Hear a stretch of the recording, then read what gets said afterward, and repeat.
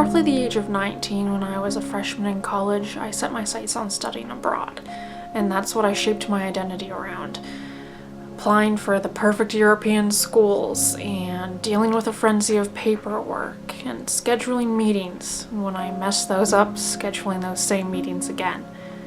Crying over not getting into Edinburgh Napier, experiencing self-loathing, working a weird summer job in order to afford living in England for 3 months, then ultimately having this life-changing experience complete with wonderful and weird flatmates and kitchen cinema, day trips with my Canadian best friend, mega meals and mega trips, late nights and earlier mornings, and drunken romance. But when I came back from studying abroad over a year ago, that identity was stripped from me. I was just a regular student at my regular American university without an escape plan constantly in the back of my mind. Being 21 has been a lot about figuring out who I am post-study abroad.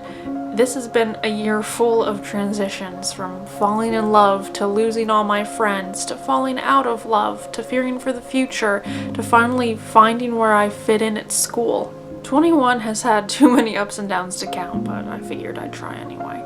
21 was the year that I fell in love for the first time, which was terrifying but exciting. And it was also the first year that I fell out of love, which was just terrifying. This was the year that I thought I finally had all my shit together. I had a boyfriend, I had good grades, I had an internship lined up for the summer in my field of work. And even though I didn't have many friends, I thought, you know what, Marissa, this is it. It's only up from here. But this summer I became single again, and the fact that I had no friends loomed in on me even more, and I wasn't happy with my work, and when it came time for fall semester senior year, I finally realized I don't have my shit together. I thought I had my shit together at the beginning of this year. But what I realized was, no matter what age you are, you will never have all of your shit together. For a big part of this year, I had no friends, and I could cover that up for some of the year by having a boyfriend, even though he was long distance. But when that was over and done with, my loneliness just kind of crept up on me, and I realized, Marissa, you gotta make some friends. And when I went into the new school year with no friends, I had nothing to lose, and I decided that I would say yes to everything. And that got me into some weird bad experiences, but it also got me into some weird good experiences. By losing everything, I got to rebuild myself, and I made new, better friends, and I got to figure out who I am without study abroad and without a boyfriend, and just me. This has been the year, with graduation staring me down next May, that I started having an existential crisis. And the only thing that could help me sleep at night was knowing that someday, no matter what we do in life, we all die.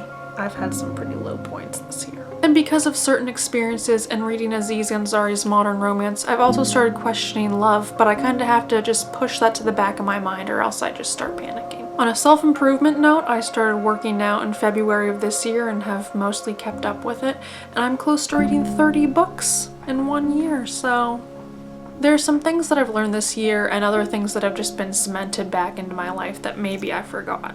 Do not continue relationships that make you miserable out of fear of hurting the other person, or just pure cowardice at not being able to end it. By staying in a relationship that makes you unhappy, not only are you keeping yourself from being happy, you're also keeping that other person from being happy, even if they're under the guise that everything is okay. It's just selfish. This year there were things that I thought were great and were only going to get better, and then they fell to complete crap. And from that, I've learned that you have to learn something and pick yourself up and move on.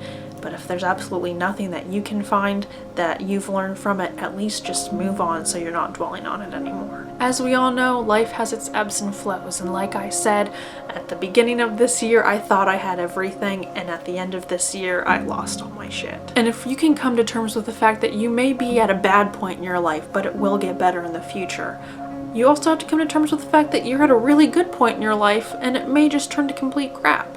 By realizing that there are ups and downs in life throughout your entire existence, it'll keep you from getting so hurt when you lose all your shit because at the age of 21 you thought you had everything together. I thought I had learned this lesson many years ago from the cliche yearbook sign-in "You rock, never change." But at 21, when I had finally walked away from a bad experience, I could admit it to myself that I had changed for someone. I really wish I could go back in time and shake past me and ask her why she thought changing for someone would make them like her. Because it didn't work, and at the end of the relationship, I came out of it wondering, who am I? I changed the way I talked, I changed the way I presented myself on social media, I changed the way I looked at relationships in order to be good enough for someone, and yet I still wasn't good enough. It is so cliche, and I thought I knew this already, but never change for anyone. If someone's going to like you, it better be for you and not for this person you've molded yourself to be in order for them to like you. And to end on a good note, nothing beats spending a day with funny, intelligent people who make you forget all your problems and put you in an amazing mood. But from being friendless for the majority of this year, I think I'd forgotten that nothing can put me in a better mood faster than going on a coffee date or going to the library to study. And by that, I mean talk. In all honesty, I don't think 21 will stand out as one of the happiest years of my life, but it definitely was one where I started doing a lot of growing up and a lot of trying to figure out who I am, with a lot of tripping and falling on the way. I turned 22 in a couple weeks, and it has to be good because that's my favorite number and Taylor Swift made a song about it, so I have high hopes.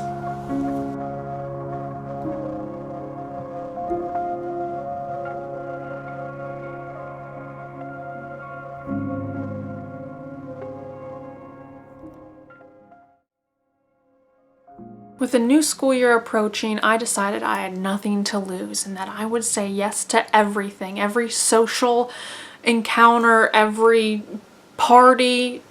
That makes me sound cool.